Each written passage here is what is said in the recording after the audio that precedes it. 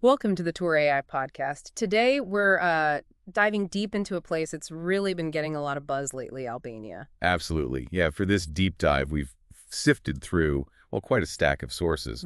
Think detailed travel blogs, guides, online discussions, all full of these firsthand accounts and really practical tips if you're thinking about heading to that part of the Balkans. And our mission really is to boil all that down for you. We want to pull out the best bits, the key insights to help you picture, maybe even plan your own Albanian trip.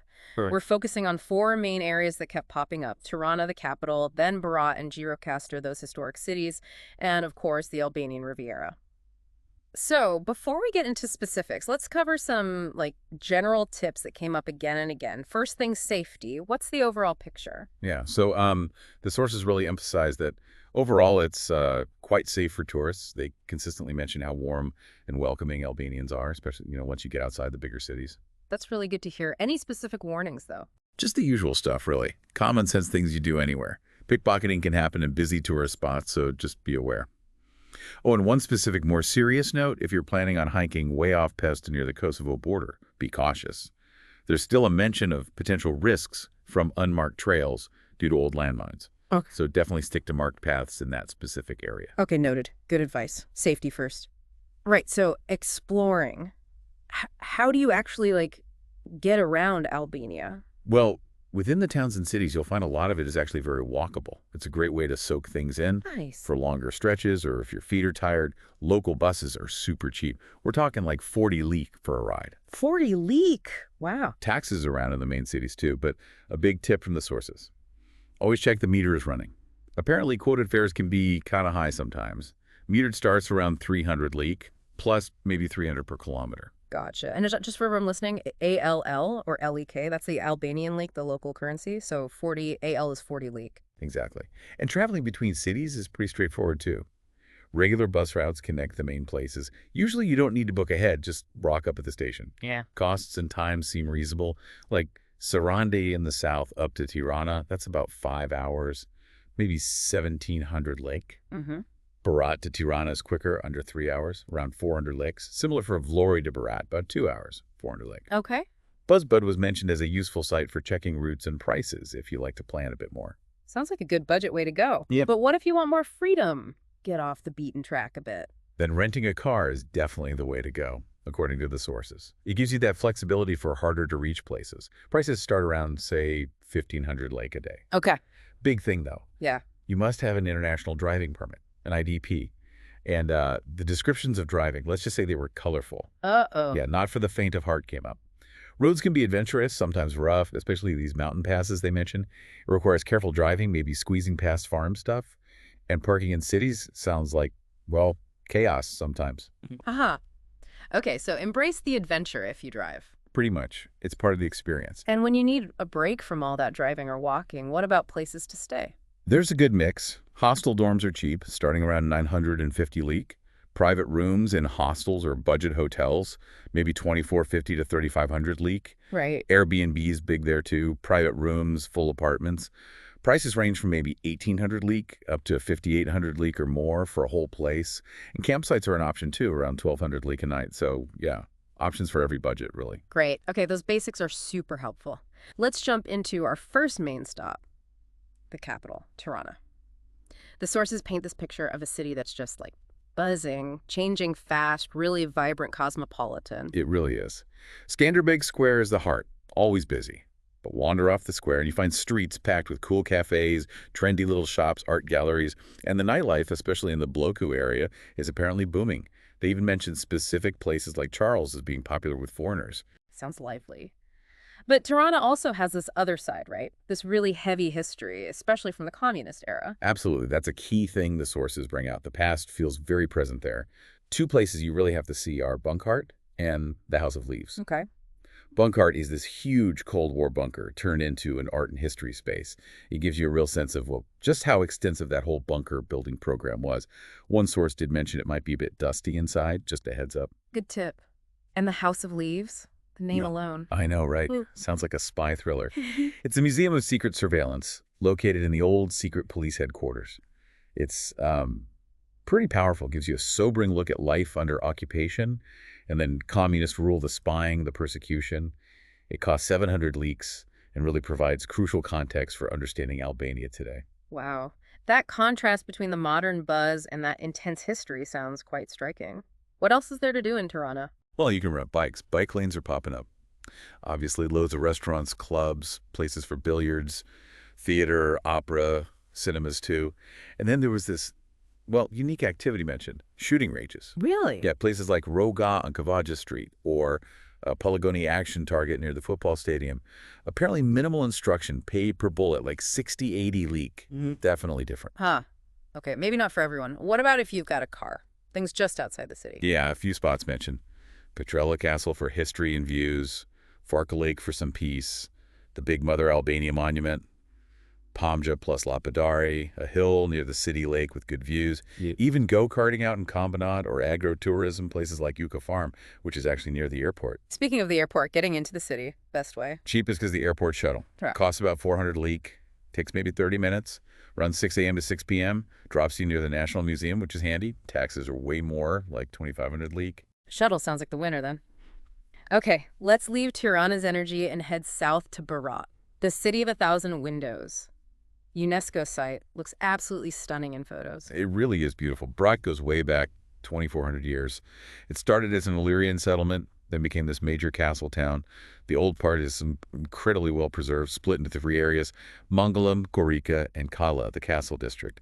And yeah, the sources all say just wander, explore on foot. The castle's the main event, isn't it? Totally. Berat Castle is huge, one of the biggest in Albania. And what's amazing is people still live inside the walls. Wow. Inside, you can see the Church of the Holy Trinity, the Free Iconography Museum with its famous icons, the ruins of the Red Mosque. Entries 300 leak between 9 a.m. and 6 p.m. But here's a great tip from the sources. It's free outside those hours. Oh, nice. Yeah, go at sunrise, apparently. You get the whole ancient place almost to yourself. Imagine that. Incredible. And those famous 1,000 windows. Where's the best spot to see that view? That classic postcard shot of the Mangalam Quarter. You get that from the new bridge of Berat. Then across the river is the Gorica Quarter. You get there via the Gorica Bridge, which is maybe a bit less busy. Down below the Old Town, along the river, that's Republic Boulevard, lined with cafes, restaurants. Perfect for a drink in summer or joining the evening stroll of the Urani. Yeah. And keep an eye out for St. Michael's Church, kind of clinging to the cliffside. How long should people plan for Berat? Is it a day trip? The consensus seems to be stay at least one night, ideally a couple of days. There's enough to soak up. And it's more than just a quick stop from Sarandi. It deserves its own time. Good to know. Any specific food or places to stay that got a shout out? Food-wise, Temi Albanian food inside the castle got mentioned handy if you're already up there. The restaurant at Hotel Castle Park sounds really special. Slow food concepts, apparently top-notch. They even do cooking classes. Ooh. And for something really memorable, Restaurant Roshniku. It's a 30-minute drive out, family-run, local ingredients, wood-fired cooking, set menu, their own vineyard. Sounds like it's worth the trip. That sounds amazing. Definitely worth the drive. And for sleeping. Hotel Villa Alexander got mentioned. It's halfway up the hill to the castle. Just be aware, parking's tricky right there. You might need a garage down below and expect some steps. Hotel Castle Park is another option, maybe easier access. Okay, good practical tips there. From Berat, let's keep heading south to Gjirokastër. Another UNESCO gem, the Stone City, known for that incredible Ottoman-era stone architecture. Yeah, Gjirokastër has a really distinct atmosphere. Best time to visit. Mid-October was suggested for nicer weather, fewer crowds, avoids the peak summer heat, which can hit over 40 Celsius apparently, though being higher up late summer can still be pleasant even with more people. And time needed, similar to Berat. Pretty much. Lots of people do it as a day trip from the coast, from Sarandi, but again, the sources really recommend at least one night. Ideally 2 or 3 full days. There's just so much packed in there. Makes sense. Getting there from Sarandi sounds easy enough. Yep. Regular buses. Takes about an hour. Costs around 300 lek. Taxi is an option, but much more, like 6,000 lek.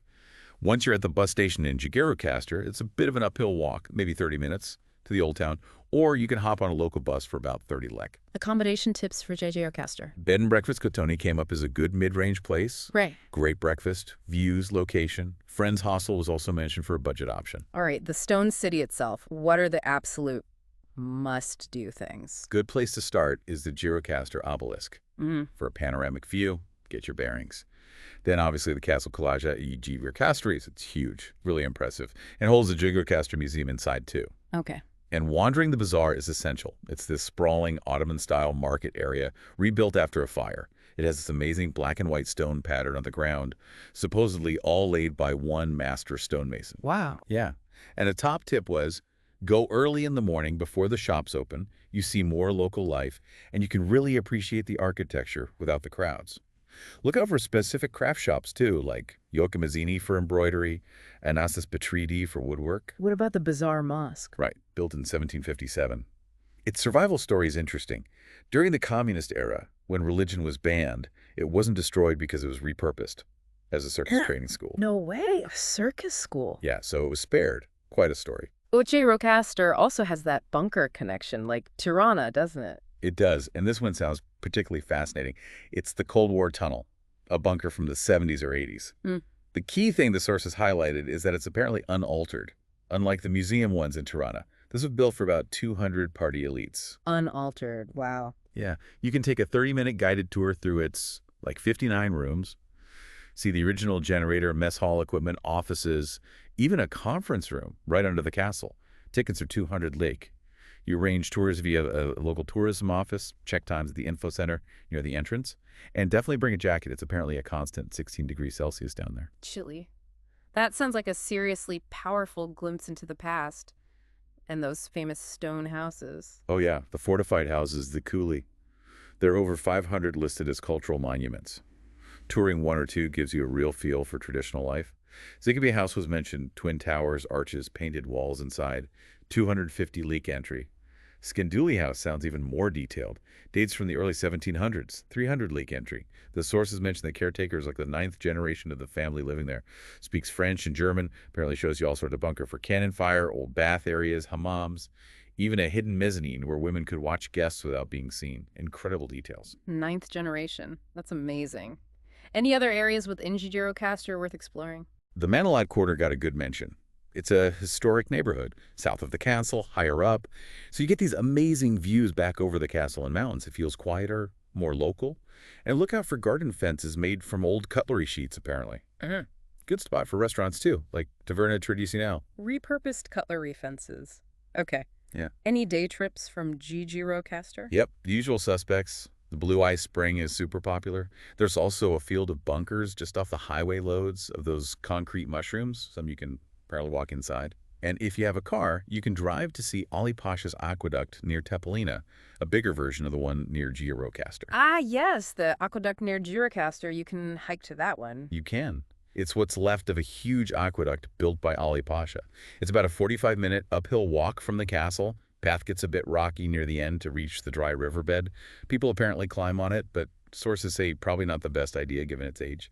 Still impressive to see from below. Probably wise.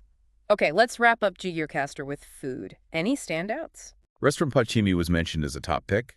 Café Dionysi too, and Antigone Bakery for Bayrak and sweets. Taverna Tradicional up in Manilad. A general tip was maybe look for food slightly outside the main Old Town tourist drag for better value or quality sometimes. Good tip. And definitely try the local specialties. Oshef, a kind of dessert, and especially Qifqi, remember that one?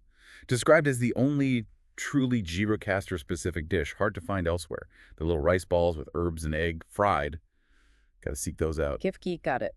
Okay, from all that history in stone, let's switch gears completely. The Albanian Riviera. Sparkling Ionian Sea, beaches. Yeah, the coast is stunning, a huge draw. And one absolute highlight that came up repeatedly is driving the Llogara Pass. Oh, yes. Heard about that. Steep. Very. It's this winding road climbing over 1,000 meters, sometimes inclines of like 11%. But the views, spectacular panoramas of the coast unfolding below. It runs roughly from Oricum down towards Dirmi. Lots of places to pull over for photos. The road itself was redone in 2009, but it's still described as, tricky. Definitely a memorable scenic drive in Europe. Sounds like a must-do if you have a car. And I bet that area is good for hiking, too. For sure. Llogara Pass National Park itself has trails, varying difficulty, all with amazing views. There are mentions of coastal hikes, too, along the Ionian Sea, maybe climbing peaks like Mount Qifqi, or trekking through the Seranian Mountains. Just a general note on hiking in Albania from the sources. Finding detailed trail info can sometimes be tricky, and a lot of areas are quite wild and undeveloped. So for anything serious or remote, hiring a local guide is probably a good idea. Makes sense. And specific towns or beaches along the Riviera that got mentioned often? Key spots included Dermi, Himari, known for beaches but also castles and hiking.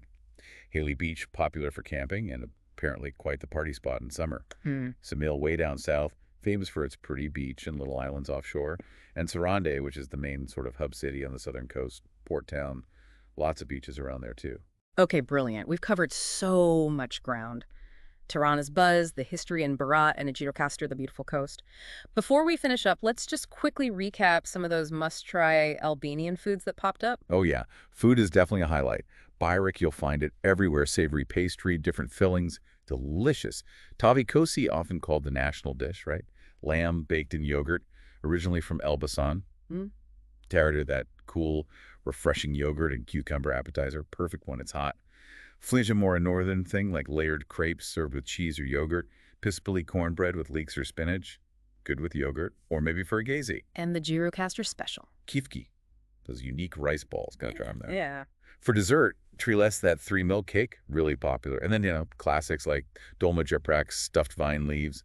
And along the coast, simple, delicious grilled vegetables, parim nizgari, and grilled fish, pesh nizgari. Sounds like you eat very well in Albania. So wrapping it all up, it seems Albania offers this incredible range, vibrant city life, ancient history you can almost touch, and that gorgeous coastline. It really does. It feels like a country that genuinely rewards getting out and exploring. You get this amazing mix of history, culture, stunning nature, unique experiences, and often it's still pretty affordable and accessible. It's not just somewhere to tick off a list. It's a place to really discover. It's fascinating to think about Albania's journey, isn't it? From being so isolated for decades to now welcoming travelers. As you think about maybe visiting, how does experiencing something like an untouched Cold War bunker or stepping inside a house lived in by the same family for centuries actually shape how you understand a country's complex past and where it is today? Definitely something to think about as you plan your own potential adventure.